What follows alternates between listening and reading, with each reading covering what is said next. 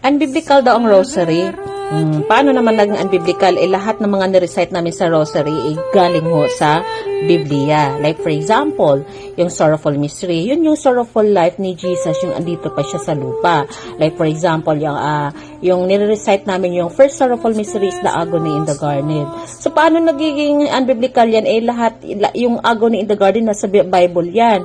Then the second mystery is the scourging, o nasa Bible din yan. The third mystery is the carrying the cross. The fourth mystery is the crowning with thorns. And the fifth mystery is the crucifixion niya. Ito yung crucifixion niya. So, yung pagpapako ni Jesus sa krus. So, paano nagiging unbiblical yung rosary? Samantalang, napaka-powerful nga ang rosary. Kasi when we pray the rosary, kasama po namin si Mama Mary yan, mag-pray. Kasi nga, we pray for her intercession.